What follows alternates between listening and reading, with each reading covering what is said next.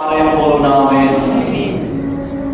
Israel জাতি যখন বন্দী দশার মধ্যে ছিল, ভগ্ন দশার মধ্যে ছিল, একেবারে চূর্ণ বিচূর্ণ হয়ে গিয়েছিল, যখন একেবারে ছড়িয়ে ছিটিয়ে স্ক্যাটার অবস্থায় ছিল, সেই জায়গা থেকেও তাদেরকে নতুন করে গেঁথে তুলেছিলেন। আজকে বেতেলের উদ্দেশ্য তিনি একই কথা বলছেন যে আমি যেমন ভাবে ইসরায়েল জাতিকে বন্দী দশা থেকে ফিরিয়ে এনে আবার নতুন করে জেরুসালেমে যেতে সাহায্য করেছি, সেই রূপে আমি বেতেলকেও এক স্তর থেকে আর এক স্তরে তুলব। আমি তোমাদের সৃষ্টিকর্তা ঈশ্বর, আমি তোমাদের গঠন করেছি। আমার পরিকল্পনা এই বেতেলের জন্য রয়েছে।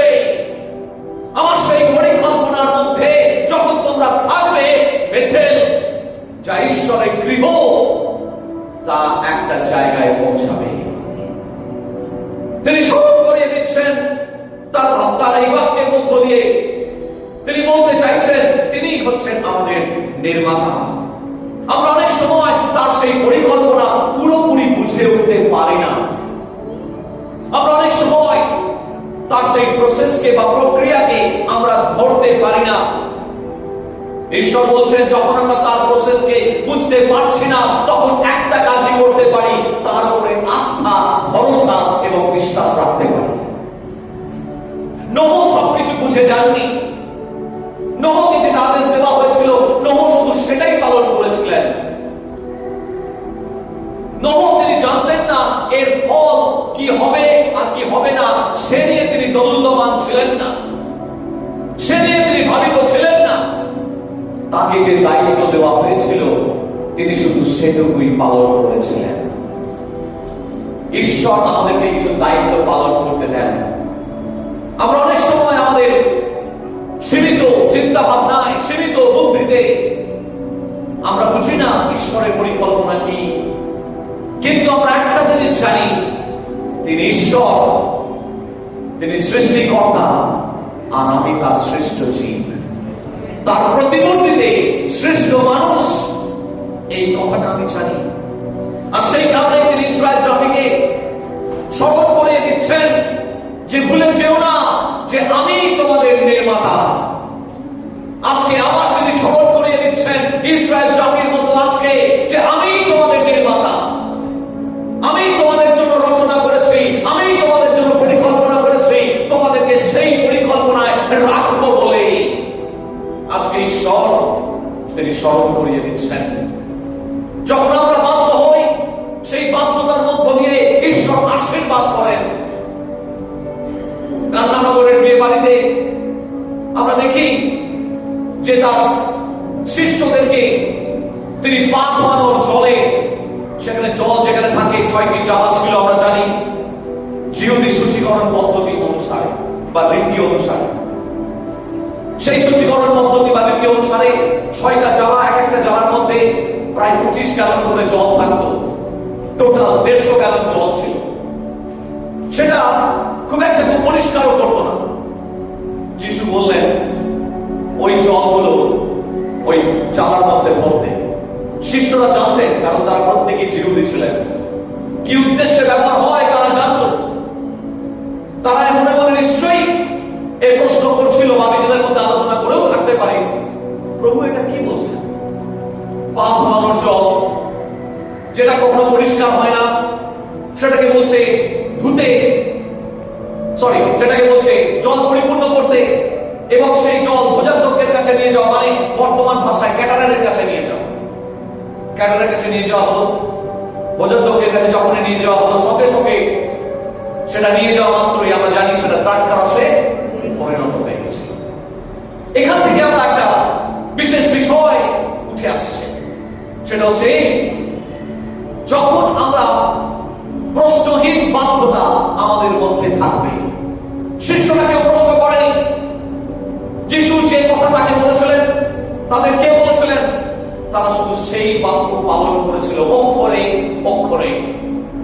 যখনই সেই বাধ্যতায় তারা চলেছিল, আমরা দেখতে পাই জল দ্রাক্ষারসে পরিণত হয়েছিল। আমরা অনেক সময় ঈশ্বরের পরিকল্পনা বুঝি না।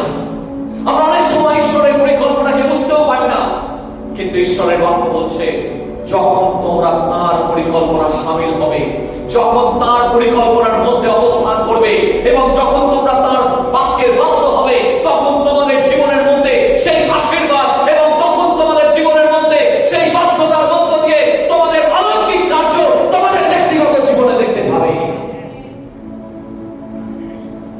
বাধ্যতায় আশীর্বাদ লাগে।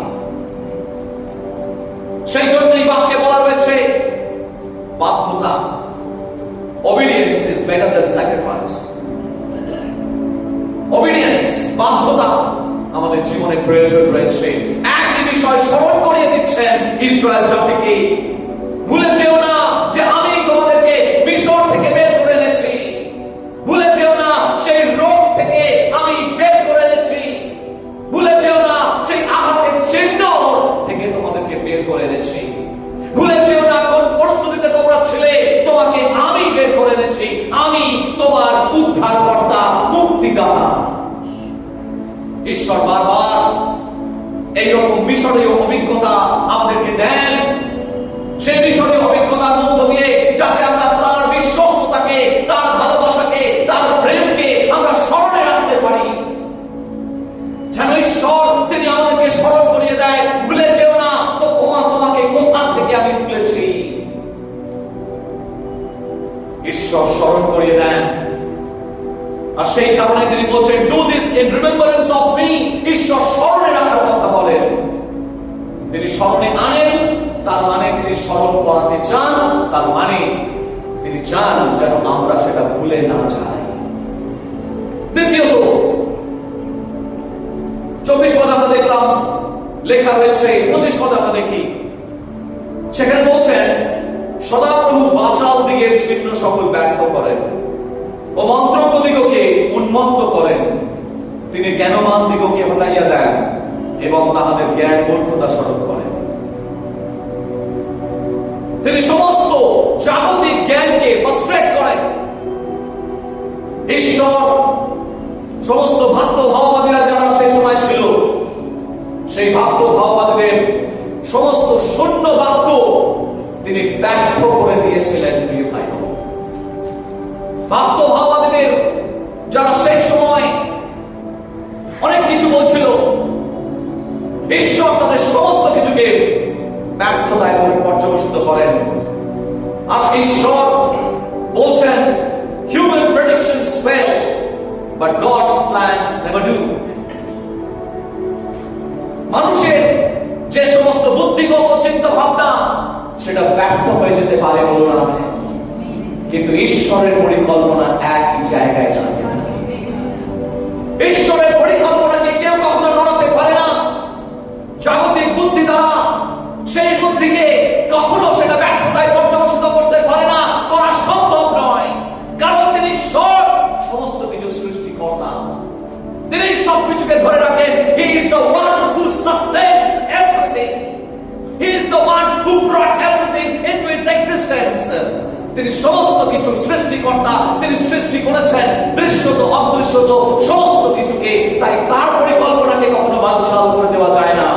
তার পরিকল্পনা চিরকাল যেমন আছে তেমনি থেকে যাবে বলুন আমেন। যখন আমরা তার পরিকল্পনায় পরিকল্পনা করি তখন মনে রাখবেন আমাদের পরিকল্পনা তিনি ধরে রাখেন। হালেলুয়া। আপনি যদি ব্যক্তিগত জীবনে সফলতা অর্জন করতে চান, আপনার এবং আমার আলাদা কোনো পরিকল্পনা নেই। প্রভুকে বলুন, প্রভু তোমার পরিকল্পনার নিচে আমার পরিকল্পনা থাকবে। যতক্ষণ আমাদের পরিকল্পনা ঈশ্বরের পরিকল্পনার নিচে অবস্থান করবে, যতক্ষণ আমাদের পরিকল্পনা ইজ ডাইরেক্টেড বাই দ্য পরিকল্পনা অফ গড, ততক্ষণ সেটা আছে। আমাদের নিজস্ব কোনো প্ল্যান পরিকল্পনা থাকবে না। সেই পরিকল্পনাকে ডাইরেক্ট করবেন স্বয়ং ঈশ্বর, তার সেই অনন্তকালীন পরিকল্পনা। যখন সেই অনন্তকালীন পরিকল্পনার সামিল আপনি হবেন, তখন দেখবেন আপনার পরিকল্পনা সদা সর্বদা সিদ্ধ হচ্ছে। বলুন আমেন। কেউ আপনার পরিকল্পনাকে বানচাল করতে পারবে না, কারণ ঈশ্বর সেই পরিকল্পনাকে ধরে রাখবেন। কারণ আপনি তার রাজ্য ও ধার্মিকতা বিস্তারের কাজ করছেন, আপনি তার রাজ্য ও ধার্মিকতাকে বৃদ্ধির চেষ্টা করছেন,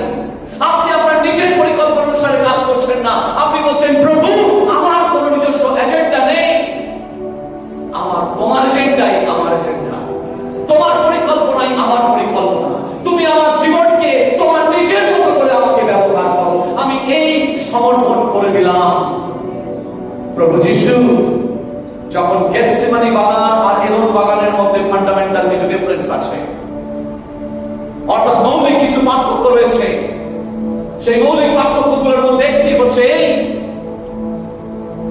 এদন বাগানে মানুষ তার নিজের পরিকল্পনাকে ঈশ্বরের পরিকল্পনার উপরে রেখেছিল, তাই সেদিন সেখান থেকে তাদেরকে বের হয়ে যেতে হয়েছিল। আর গেতসেমানি বাগানে প্রভু যিশু নিজের পরিকল্পনাকে ঈশ্বরের পরিকল্পনার নিচে রেখেছিলেন, তাই তিনি বলতে পেরেছিলেন, তথাপি আমার পরিকল্পনা নয়, আমার ইচ্ছা নয়, তোমার ইচ্ছা সিদ্ধ হোক। যতক্ষণ আপনি এবং আমি বলতে পারবো প্রভু তোমার ইচ্ছা সিদ্ধ হোক, ততক্ষণ আপনাকে কেউ ডরাতে পারবে না, আপনাকে কেউ ডরাতে পারবে না, আপনাকে কেউ হারাতে পারবে না, কারণ আপনি জানবেন আপনি ঈশ্বরের পরিকল্পনার মধ্যে বদ্ধমূল রয়েছেন। খ্রিস্টের প্রেমে বদ্ধমূল থাকার কথা বলা হয়েছে। বদ্ধমূল মানে হচ্ছে গাছের মূলগুলো, গাছের শিকড়গুলো একেবারে গভীরে গিয়ে সেই গাছটাকে শক্ত করে ধরা। আপনার জীবনের সমস্ত মূল এবং রসদ যদি খ্রিস্টের সঙ্গে বদ্ধমূল থাকে, তাহলে আপনাকে সেই গাছটাকে উপড়ে ফেলা এত সহজ নয়। বলুন আমেন। যদি টবের মধ্যে গাছ থাকে, বোধহয় আমি উদাহরণের আগে দিয়েছি, যদি টবের মধ্যে গাছ থাকে তাহলে টবকে এক জায়গায় তুলে আর এক জায়গায় সহজে নিয়ে যাওয়া যায়, কিন্তু গাছ যদি টবে না থেকে মাটির সঙ্গে সংযুক্ত থাকে, তাহলে সেই গাছকে সহজে উপড়ে ফেলা যায় না। বলুন আমেন। আজকে কতজনের বিশ্বাস আমরা নিজেদেরকে আজকে ভাবি যে আমরা কতজন সেই টবের মতো গাছের মধ্যে রয়েছি। যদি টবের মধ্যে থাকি, ছোট্ট মাটি, সেটাকে একটা জায়গা থেকে খুব সহজে এক জায়গা থেকে আরেক জায়গায় স্থানান্তর করা সম্ভব, এক জায়গা থেকে আরেক জায়গায় নিয়ে যাওয়া সম্ভব, এক জায়গা থেকে আরেক জায়গায় সরিয়ে দেওয়া সম্ভব। কিন্তু এই আম গাছটা যেটা পাস্টার ভাই চৌধুরী লাগিয়েছিলেন, সেই আম গাছটার শিকড় এতটাই গভীরে আছে, মনে হচ্ছে হেলে গেছে, কিন্তু উপরে পড়ছে না, কারণ তার মাটির গভীরে শিকড় চলে গেছে। আজকে আপনার জীবনের পরিকল্পনা যদি সেই মাটির গভীরে থাকে, তাহলে সেই গাছ, সেই ঝড়, আপনার জীবনের সমস্যার ঝড়, আপনার জীবনের চ্যালেঞ্জের ঝড়, আপনার জীবনের অভাবের ঝড়, আপনার জীবনের অনটনের ঝড় কখনো সেটাকে উৎপাদন করতে পারে না, কারণ আপনি ঈশ্বরের পরিকল্পনার মধ্যে বদ্ধমূল রয়েছেন। যতক্ষণ আপনি ঈশ্বরের পরিকল্পনার মধ্যে বদ্ধমূল থাকবেন, কোনো কিছুই আপনাকে ডরাতে পারবে না। ঈশ্বর তা রক্ষা করবেন। বলুন আমেন। তৃতীয়ত, 26-এর প্রথম দিকে বলছে, তিনি আপন দাসের বাক্য স্থির করেন ও আপন দূতগণের মন্ত্রণা সিদ্ধ করেন। তিনি সেই বাক্য তার দাসের মধ্য দিয়ে যা তিনি বলছেন সেটাকে তিনি সিদ্ধ করবেন। মনে রাখবেন, এখানে একটা মৌলিক তফাৎ রয়েছে। বাক্য ভাববাদী এবং তার মনোনীত যারা ভাববাদী, বাক্য ভাববাদীরা বিভিন্ন ধরনের ফলস টিচিংস দিয়ে থাকে।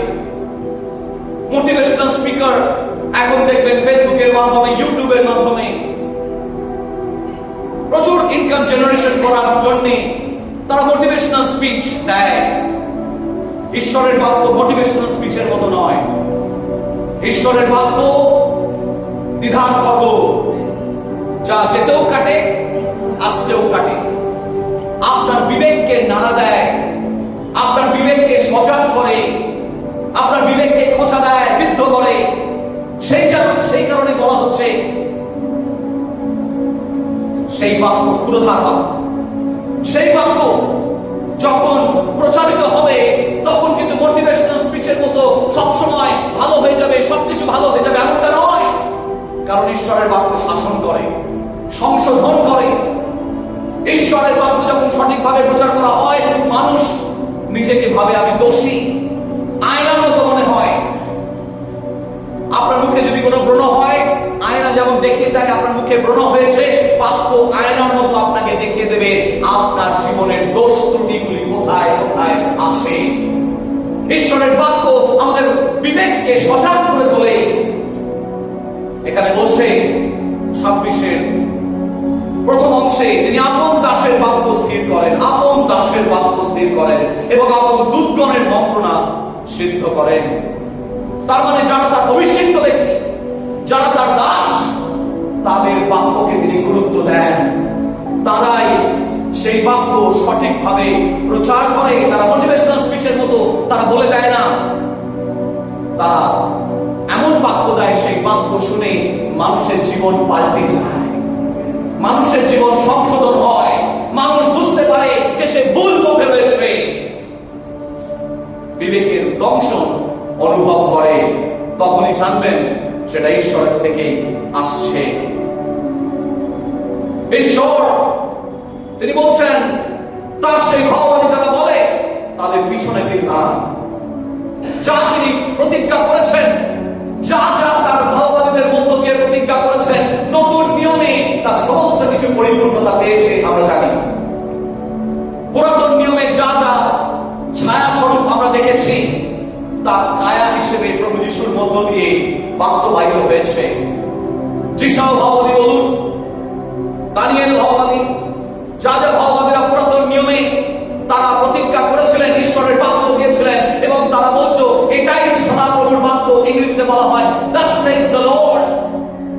তার মানে একেবারে শিলমোহর মেরে দিচ্ছে, thus says the Lord। সদাপ্রভু এই কথা কহেন, এই কথা যখন বলা হচ্ছে মনে রাখবেন সেখানে গভর্নমেন্টের সিলের মতো একেবারে সিল মেরে দিচ্ছে। তার মানে এই কথা সদাপ্রভুর মুখ বলেছে, আর সদাপ্রভুর মুখ যা বলে তা বাস্তবে সিদ্ধ হয়। সদাপ্রভুর মুখ যা পুরাতন নিয়মে বলেছে তা হয়েছে। সদাপ্রভুর মুখ যা বলেছে তা সিদ্ধ হয়েছে আমাদের জীবনে। আর সেই কারণে এই জায়গায় বলছে সদাপ্রভুর অভিষিক্তদের মধ্য দিয়ে ঈশ্বর যা বলেন তাই করেন। আজকে প্রিয় ভাই বোন, ঈশ্বর তিনি স্মরণ করিয়ে দিচ্ছেন আজকের এই কনটেক্সটে, একবিংশ শতাব্দীর তৃতীয় দশকে তিনি সকলকে স্মরণ করিয়ে দিচ্ছেন আমি নির্মাতা এবং আমি যাকে মনোনীত করি তা আমার বাক্য। অর্থাৎ ভাববাদী সে যুগেও ছিল, ভাববাদী এ যুগেও আছে।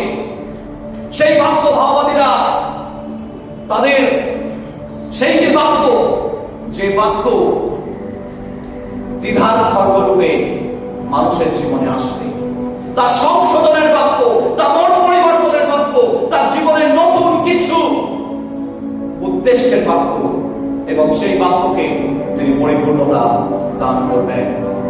তিনি বলছেন ঈশ্বর তার বাক্যে বিশ্বস্ত, তাই আপনি এবং আমি যেন তার সেই প্রতিজ্ঞাকে ধরে রাখতে পারি, তার বাক্যকে অধ্যয়ন করতে পারি। প্রিয় ভাই বোন, আজকে আমরা অনেক কিছু শুনছি, আজকে আমরা অনেক কিছু দেখছি, কিন্তু ঈশ্বরের বাক্যের সঙ্গে মিলিয়ে দেখছি না। প্রিয় ভাই বোন,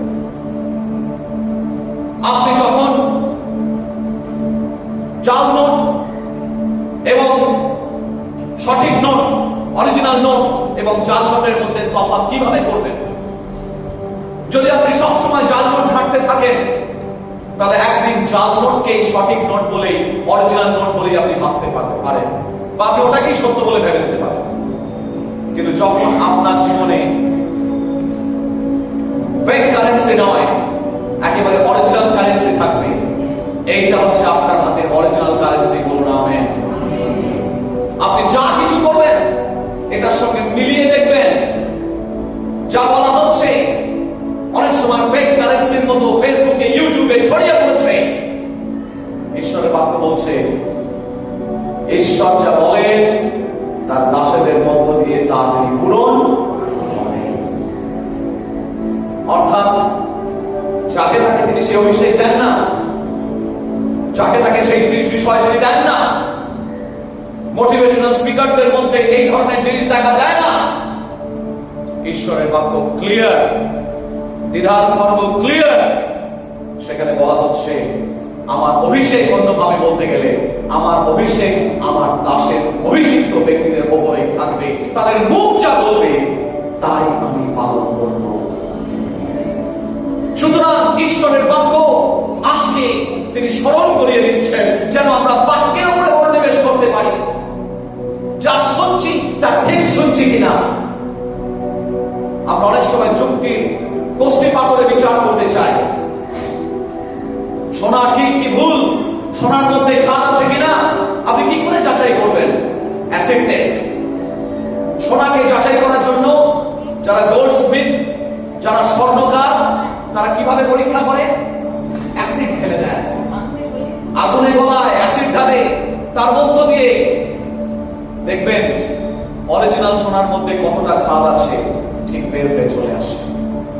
ঈশ্বর তার বাক্যের অ্যাসিড টেস্ট ঢালবেন। এই হচ্ছে সেই অ্যাসিড টেস্ট। যে সমস্ত প্রচারগুলো ইউটিউবে খুব বিখ্যাত, দেখবেন অনেক লাইক করছে, লাইক অনেক বড় মানে খুব সুন্দর বলে মানে সত্য বলছে, তার কিন্তু কোনো গ্যারান্টি নেই। সেই কারণে ঈশ্বরের বাক্য বলছে ঈশ্বর তাদেরকে অভিষিক্ত করেন। প্রমাণ এটাই যে তারা বলছে একদিন তার পরিপূর্ণতা পাবে বলে নামে। তাই সময় এসেছে আপনি বাক্যকে গুরুত্ব দিন, আপনি বাক্য নিয়মিত পড়ুন। সময় এসেছে আপনি কারেন্সি সঠিক কিনা দেখার জন্য আপনাকে অরিজিনাল কারেন্সিকে ঘাটতে হবে। যারা অরিজিনাল কারেন্সি ক্রমাগত দেখবেন, আমি একবার সিলেবাসে গিয়েছিলাম, কি তাড়াতাড়ি নোট করছে, কাছাকাছি হঠাৎ একটা ফেক কারেন্সি বেরিয়ে এলো, সঙ্গে সঙ্গে সেটাকে বের করে দিল। আমার চোখ ছানা পড়া হয়ে গেছে। আমি ভাবছি এত র্যাপিডলি পাটাস করে একদম বার করে দিল, কি করে সম্ভব? পরে চিন্তা করলাম ওরা সারাদিন ধরে নোট ঘাটছে। যখন আপনি সারাদিন ধরে নিয়মিত অরিজিনাল কারেন্সি ঘাটবেন, তখন দেখবেন ফেক কারেন্সি আপনার হাতে পড়লে চেক করে আপনি বার করে দিতে পারবেন। আজকে ফেক কারেন্সি ধরার জায়গা একটাই, অরিজিনাল কারেন্সি ঘাটুন। ঈশ্বরের বাক্যকে গুরুত্ব দিন, ঈশ্বরের বাক্যের গভীরে যান। দুটো টেস্টামেন্টকে ভালো করে পাঠ করুন, অধ্যয়ন করুন, বুঝুন। ঈশ্বরের আত্মার দ্বারা গাইডেড করুন। দেখবেন আপনি ফেক কারেন্সি, ফেক প্রচার খুব সহজে আপনি করতে পারবেন। 4 নম্বর, ঈশ্বর বলছেন 26-এর পরবর্তী অংশে, 26-এর প্রথম অংশটা আমরা দেখলাম, এইবার 26-এর দ্বিতীয় অংশটা আমরা দেখি। সেখানে লেখা রয়েছে, তিনি জেরুসালেমের বিষয়ে কহেন তাহা বসতি বিশিষ্ট হইবে, আর জিহুদার নগর সকলের বিষয়ে কহেন সেগুলি পুনর্নির্মিত হইবে, আর আমি দেশের উৎসন্ন স্থান সকল পুনর্বার উঠাইব। এখানে ঈশ্বরের বাক্য বলছেন ঈশ্বর যা কিছু ভগ্ন চূর্ণ অবস্থায় রয়েছে, উৎসন্ন অবস্থায় রয়েছে, সেগুলোকে তিনি আবার তুলবেন, সেগুলোকে তিনি পুনর্নির্মাণ করবেন, সেগুলো তিনি ভগ্ন চূর্ণ অবস্থাকে তিনি নতুন করে রূপদান করবেন। আজকে প্রিয় ভাই বোন, যেটাকে আপাত দৃষ্টিতে মনে হচ্ছে এটা সারানো যাবে না, আপাত দৃষ্টিতে মনে হচ্ছে এটার দ্বারা কোনো কাজ হবে না, আপাত দৃষ্টিতে মনে হচ্ছে এত বেশি লেখাপড়া শেখেনি, এটাকে আমি ভাঙাচোরা অবস্থা রয়েছে, এটাকে আমি কোনো আকার দিতে পারবো না, সেইটাকে যেটা মনে হচ্ছে কোনো কাজ হবে না, সেইটাকে ঈশ্বরের চরণে আপনি সমর্পণ করুন। ঈশ্বর সেই উৎসর্গ স্থানটাকে নতুন করে গড়ে তুলবেন। আমরা অনেক সময় মানসিক চিন্তা করি, জাগতিক চিন্তা করি এবং জাগতিক ভাবে ভেবে নিই এই কাজটা বুঝি পণ্ড হয়ে গেল, পণ্ডশ্রম হয়ে গেল। ঈশ্বরের চরণে রাখলে কোনো কাজ পণ্ডশ্রম হয় না। আপনি ঈশ্বরের চরণে রাখুন, যেটাকে আপাত দৃষ্টিতে মনে হচ্ছে কোনো কাজে লাগবে না, ঈশ্বর সেইটাকে ব্যবহার করেন। অনেক সময় দেখবেন ডাক্তার বলে দিচ্ছে এই কাজ হবে না, এটা সম্ভব নয়, কিন্তু ঈশ্বরের বাক্যে বলি ঈশ্বরের পক্ষে অসম্ভব নয়। ডাক্তার বলছেন সম্ভব নয়, ঈশ্বর বলছেন অসম্ভব নয়। সেজন্যই তিনি ঈশ্বর বলুন আমেন। সেই কারণেই আজকে ঈশ্বরের উপরে নির্ভরশীল থাকুন। আমার শাশুড়ির মায়ের যে অবস্থা, প্রায় 6 চলে গেল। আমরা অনেক সময় আপাতত দৃষ্টিতে বলতে গেলে হাল ছেড়ে দিই, কিন্তু সকলে প্রার্থনা করছে। হঠাৎ করে তার ক্রেডিট আবার নর্মাল জায়গায় নেমে আসে। ঈশ্বর সেই অলৌকিক কাজ করে, ঈশ্বর অলৌকিক কাজ করে, ঈশ্বর অলৌকিক কাজ করে। তাই কখনো হাল ছেড়ে দেবেন না। উইনস্টন চার্চিল তিনি একটা কথা বলেছিলেন 3 বার, যখন ইংল্যান্ড অর্থনৈতিক ভাবে একেবারে ভেঙে পড়েছে, সেই সময় উইনস্টন চার্চিল মানে ব্রিটিশ প্রধানমন্ত্রী তৎকালীন, তিনি উঠে একবার উঠে দাঁড়ালেন, দাঁড়িয়ে বললেন ডোন্ট গিভ আপ। আবার উঠে দাঁড়ালেন, উঠে দাঁড়িয়ে বললেন ডোন্ট গিভ আপ। আবার উঠে দাঁড়িয়ে বললেন ডোন্ট গিভ আপ। তিনি 3 বার বলেছিলেন তোমরা হাল ছেড়ো না, তোমরা হাল ছেড়ো না, তোমরা হাল ছেড়ো না। কখনো কোনো পরিস্থিতিতে আমরা যেন হাল ছেড়ে না দিই, ঈশ্বরের চরণে রাখি। আর যেটা ঈশ্বরের চরণে রাখবো, বলবো প্রভু এটা শুধু তোমার চরণ তলে রাখছি না, তোমার পরিকল্পনার নিচে রাখছি। যখন পরিকল্পনার নিচে রাখবেন, দেখবেন ঈশ্বর সেইখান থেকে তার কাজ শুরু করবেন। যখন আপনি ভাবছেন আমরা এত বিশাল কাজ কি করে করব, রাজা দাউদ গলিয়তকে দেখে লম্বা চওড়া, রাজা শাউলটা একদম ভয়ে অবস্থা খারাপ, কিন্তু রাজা দাউদ কিন্তু ভয় পাননি। রাজা দাউদ গলিয়তকে দেখে বলেছিলেন আমার ঈশ্বর গলিয়তের থেকে বড়। In the name of the Lord I come against you. সদাপ্রভুর নামে তোমার বিপক্ষে আসছে। তাই সমস্যা গলিয়তের মতো হলেও ঈশ্বর তার থেকেও বড়, সমস্যার থেকেও ঈশ্বর বড়। বলো না আমেন। কখনো ঈশ্বরকে কোন বাক্সের মধ্যে ভরে রাখবেন না, ঈশ্বরকে কাজ করতে দিন, ঈশ্বরকে কাজ করতে দিন, ঈশ্বরকে কাজ করতে দিন। ঈশ্বর তিনি বলছেন যে আমি উৎসন্ন নগরকে যা ভেঙে গেছে জেরুসালেমের সেই বন্দিদশাকালীন অবস্থায় 70 বছরের বাবিলনীয় বন্দিদশা, সেই 70 ইয়ার্স ক্যাপটিভিটির মধ্যে যখন তারা ছিল, সেখান থেকে সাইরাসের মাধ্যমে তাদেরকে নিয়ে আসছেন।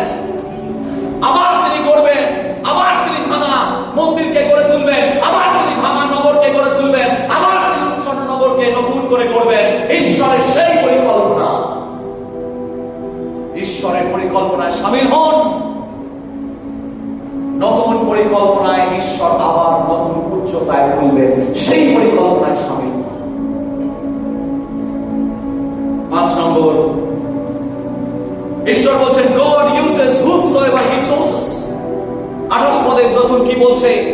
আমি কোরসের উদ্দেশ্যে কহেন, তিনি কোরসের উদ্দেশ্যে, কোরসটাকে সাইরাস, ইংরেজি বাইবেলে বলা হচ্ছে সাইরাস, পারস্য সম্রাট। সাইরাসের কথা আমরা ইতিহাসে নিশ্চয়ই পড়েছি। সেই সাইরাসের কথা বলছে, পারস্য সম্রাট সাইরাস। ওইটাকেই বাংলায় অনুবাদ করা হয়েছে কোরস। কোরসের উদ্দেশ্যে কহেন আমার পালরক্ষক, সে আমার সমস্ত মনোরথ সিদ্ধ করিবে। তিনি জেরুসালেমের বিষয় বলেন সে পুনর্নির্মিত হইবে এবং মন্দিরকে বলেন তোমার ভিত্তিমূল স্থাপিত হইবে। বলি আমেন। ভিত্তিমূল কে স্থাপন করেন? স্বয়ং ঈশ্বর। কোন মানুষ ভিত্তিমূল স্থাপন করতে পারে না। এবং তার মনোরথ তিনি যাকে খুশি দিয়ে ব্যবহার করে তাকে কাজ করিয়ে নেন। বলুন আমেন। সাইরাস কিন্তু তথাকথিত জিহুদি ছিলেন না। সাইরাস তো পারস্য দেশের লোক, সে তো পারস্য সম্রাট। এরকম ঘটনা যে এরকম প্রথমবার ঘটলো আর শেষবার ঘটলো তা নয়।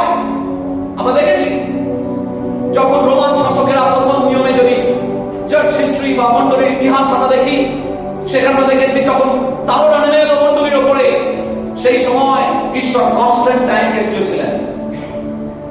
কনস্ট্যান্টাইনকে তিনি তুলেছিলেন, তখন মন্ডলীর ওপরে একেবারে মারাত্মক তাড়না অত্যাচার নেমে এসেছে। বিশ্বাসীরা বলছে ছেড়ে দেওয়া কেঁদে বাঁচি, আমরা পালাই, আমার আর খ্রিস্টান থেকে কাজ নেই। তখন প্রায় বিশ্বাস ছেড়ে পালানোর অবস্থা হয়ে গেছে। সেই সময়ও ঈশ্বর সেই বড় জাতীয় রাজাকে তিনি ধরলেন, তাকে ব্যবহার করলেন এবং খ্রিস্ট বিশ্বাসকে উঁচুতে তুললেন।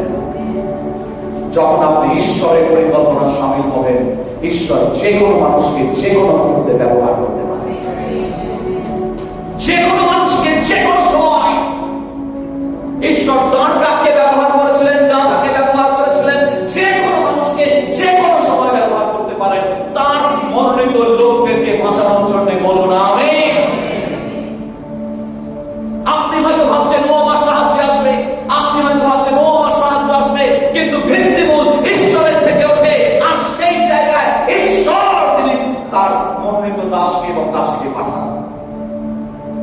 ঈশ্বর তিনি সাইরাসকে ধরলেন যে জিহুদি নয়, জিহুদি কালচারে বড় হয়নি, জিহুদি ব্যবস্থা মানেনি, জিহুদি ব্যবস্থা জানে না, তথাপি একজন বড় জাতীয় রাজাকেও ঈশ্বর তার মনোরথ সিদ্ধ করার জন্য তিনি তাকে ব্যবহার করলেন। তার মানে আপনি যখন ঈশ্বরের পরিকল্পনায় থাকবেন, ঈশ্বর সাহায্য কোথা থেকে পাঠাবেন আপনি জানেন না। আপনি কেবল তার চরণ যুগল ধরে বসে থাকুন। আপনি বলুন, প্রভু আমি তোমার কাছে রেখেছি, তোমার মনোরথ সিদ্ধ হোক, তোমার পরিকল্পনায় আমি থাকবো। বেথেল মণ্ডলী তোমার পরিকল্পনায় থাকবে, বেথেল মণ্ডলী তোমার পরিকল্পনার নিচে থাকবে, আর তোমার পরিকল্পনার নিচে থাকবে। বেথেল মণ্ডলী অস্থায়ী নয়, বেথেল মণ্ডলী স্থায়ী। God gives us the permanence. কোন মানুষ সেটাকে স্থায়িত্ব দিতে পারে না। পার্মানেন্স কে দেয়? ঈশ্বর সেই স্থায়িত্ব বজায় রাখে। এখানে দেখুন লেখা আছে, কি লেখা আছে? মন্দিরকে বলেন তোমার ভিত্তিমূল স্থাপিত হইবে। ঈশ্বর তার ভিত্তিমূল স্থাপন করেন। হালেলুয়া। মণ্ডলী বলতে শুধু ইট কাঠ পাথর বোঝায় না। কখনো ভাববেন না ইট কাঠ পাথর। মণ্ডলী আপনি। কিছুদিন আগে আমাদের কলেজে একটা টিম এসেছিল আমেরিকা থেকে, আমার ক্লাসে তারা এলো। খুব সুন্দর, আমার একটা জিনিস ভালো লাগলো, সেই শিক্ষাটা আমি তাদের কাছ থেকে ভালো লাগলো, খুব সুন্দর লাগলো, নতুন লাগলো। একই জিনিস কিন্তু আমরা নতুনত্ব ভাবে শেখলাম, সেটা আপনাদেরকে বলছি। তারা তাদের মণ্ডলীতে বলে আমেরিকাতে যে we don't just go to church, we are the church. Let me repeat. আমরা শুধু মণ্ডলীতে যাই না, আমরাই মণ্ডলী। আমরা শুধু মণ্ডলীতে যাই না, আমরাই মণ্ডলী। বলুন আমেন। আমার সাথে সাথে বলুন, আমরা শুধু মণ্ডলীতে যাই না, আমরাই মণ্ডলী। নিজের বুকের দিকে হাত দিয়ে বলুন, আমরা শুধু মণ্ডলীতে যাই না, আমরাই মণ্ডলী। আমরাই মণ্ডলী, আমরাই মণ্ডলী। আপনি কোন জায়গায় কাজ করতে যাচ্ছেন, আপনি দোকানে দোকান দিতে যাচ্ছেন, আপনি বাজারে বাজার দিতে যাচ্ছেন, আপনি আপনার আত্মীয় পরিজনদের বাড়িতে যাচ্ছেন, আপনি হসপিটালে ভিজিট করতে যাচ্ছেন, আপনি যে কোনো স্থানে যাচ্ছেন, ঈশ্বর আপনার মধ্য দিয়ে তাকে আপনাকে মণ্ডলী হিসেবে পাঠাচ্ছে, মণ্ডলীর প্রতিনিধি হিসেবে পাঠাচ্ছে। সেই মণ্ডলীতে গিয়ে আপনি ঈশ্বরকে রিপ্রেজেন্ট করুন, ঈশ্বরের প্রতিনিধিত্ব করুন। আপনি মণ্ডলী হিসেবে যাচ্ছেন। তাই মণ্ডলীতে আপনি আসছেন না, আপনি মণ্ডলী। আপনি মণ্ডলী, আমি মণ্ডলী। মণ্ডলী মানে ইট কাঠ পাথর বোঝায় না। মণ্ডলী বলতে আমরাই। বলুন আমেন। আমরাই হচ্ছে আত্মিক অর্থে নতুন নিয়ম অনুসারে এক একটি ইট। আপনি একটা ইট, আন্টি একটা ইট। আমরা এখানে যত জোর বসে রয়েছি সকলেই এক একটা ইট। বলুন আমেন। আমরাই হচ্ছে সেই প্রস্তর, যে প্রস্তরগুলো গেঁথে এই এত বড় মণ্ডলী তৈরি হয়েছে। তাই সেই মণ্ডলী হন। আমি মণ্ডলীতে চাই না, কিন্তু আমি মণ্ডলী, আমি মণ্ডলী। তাই যেখানে যাবেন ঈশ্বরের সেই মণ্ডলীকে রিপ্রেজেন্ট করুন। আজকে প্রশ্ন করি, কে যাবে? মণ্ডলী হিসেবে কে যাবে? মণ্ডলী হিসেবে কে যাবে? Thank you Jesus. চোখ বন্ধ করে মাথা নত করে থ্যাংক ইউ জিসাস।